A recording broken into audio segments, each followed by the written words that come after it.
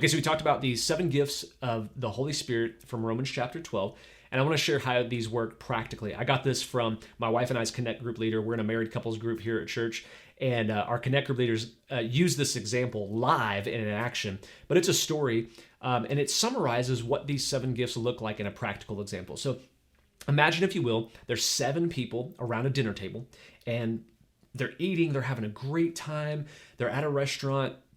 You hear the audience, or you hear the crowd all around them. It's a loud restaurant. Well, the hostess walks in with the dessert tray. They finish their dinner. They're ready to eat, consume all this chocolate cake, right? As the hostess comes in, she trips on somebody's chair and accidentally spills the tray, and chocolate cake goes everywhere. Well, how would the 7 people representing each of these 7 gifts from Romans chapter 12 respond to this accident? I'll tell you. The person with the gift of prophecy would say this: well, that's what happens when you're not careful. That's what happens when you're not paying attention. Why? His motivation is very black and white. You did wrong. I'm going to call you out on it so you can be corrected. The person with the gift of serving would immediately jump in and go, oh my gosh, I'll help you clean this up. I'm so sorry this happened. Why? Because she has that desire to meet a practical need.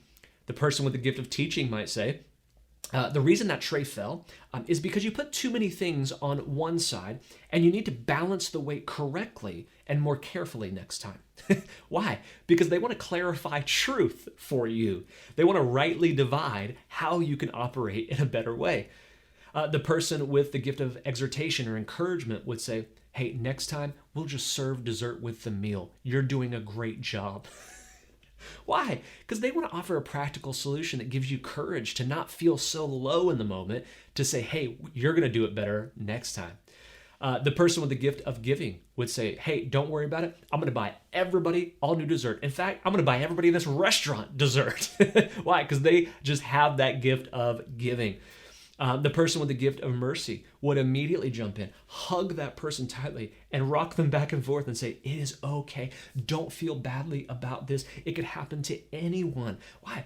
They don't care about the dessert. All they care about is how that person feels in the moment. They want to offer comfort and solace because they have had a distressing moment, an embarrassing moment in front of everybody. The person with the gift of leading, finally, would respond to the spilled dessert by looking at one person and go, hey, Stephen, will you get some towels to wipe up the table? They look at the other person and say, hey, Susanna, grab the mop for the floor. And Janie, go help me fix some other dessert. Well, man, because the gift of leadership is about influencing people to do what's needed in the moment. And so here's how these 7 gifts practically work together and how they might look in our everyday lives. Now, I want to encourage you, again, one of these gifts may be something you walk in more naturally as you're empowered by the Holy Spirit, but the Holy Spirit will empower you with any of these gifts at His will because He sees a need for it. And when you feel that impression on your heart, I need to walk in this gift, I need to do this thing, I need to say this thing, man, don't back away from it. Don't be afraid of it. Walk into it. Test it to see if it's the Holy Spirit. Because if it is, and usually it will be, guess what? There's going to be some fruit that comes out of it. I also want to encourage you as well. The gifts of the Holy Spirit are not about just being used in the local church. These gifts are used on the job daily. It's when you're at the gym talking to somebody. It's when you're with your family. It's when you're at Thanksgiving dinner.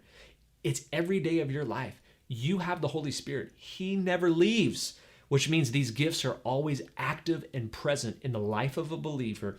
And as we are living day to day, we are called to operate in these gifts for the glory of God and for the benefit of those whom He has called into the kingdom.